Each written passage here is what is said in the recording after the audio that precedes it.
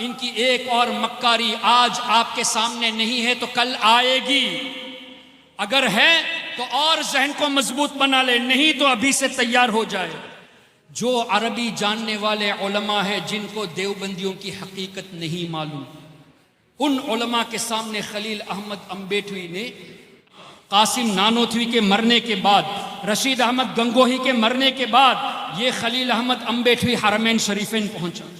और वो दौर था कि इन चारों पर जो कुफ्र का फतवा दिया गया था अकाबिरीन देवबंद पर, जिन उलमा ने कुफ्र का फतवा दिया था उन तमाम उलमा दुनिया से पर्दा कर चुके थे। तो बाद वाले उलमा के पास खलील अहमद अम्बेठवी गया और कहा कि आपके बड़े उलमा ने हम पर कुफ्र का फतवा दिया है, जबकि हमारे अकायद तो वही है जो आपके हैं।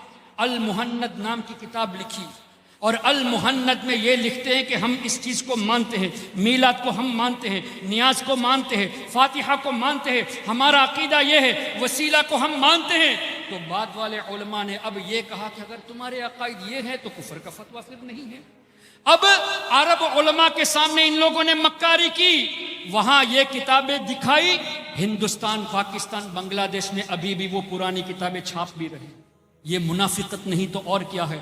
यहाँ आपके यहाँ देवबंदियों की मस्जिद करीब में है, यहाँ देवबंदी रहते हैं, कान खोल कर सुन ले देवबंदियों, ऐसी मुनाफिकत को छोड़ दो। किसी के सामने अपने दिफा के लिए मुहन्नद पेश करते हो और यहाँ के लोगों को गुमराह करने के लिए बराहीन कातिया, हिफ्जुल ईमान, फतावा रशीदिया और दीगर किताबें छाप कर लोगों को गुमराह करते हो।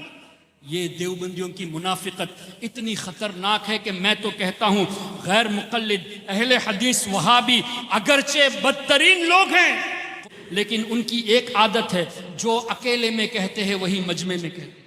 लेकिन देवबंदियों के अंदर ये मुनाफिकत है कि वो अपनी गैदरिंग में तो कह देंगे कि ये शिर्क है, ये बिदअत है, ये गलत है, वो गलत है।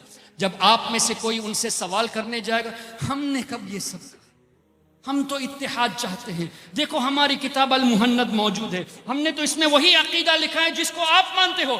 और इन किताबों की इबारतों को जस्टिफाई करते हैं और यहाँ तक किया कि नई एडिशन में एडिटिंग भी कर दी, अल्फाज को चेंज भी कर दिया है। इसका मतलब क्या हुआ, तुम मानते हो तुम्हारे बुजुर्गों ने गलती की तभी तो चेंज कर रहे हो, वरना अल्फाज में तब्दीली की जरूरत क्या थी।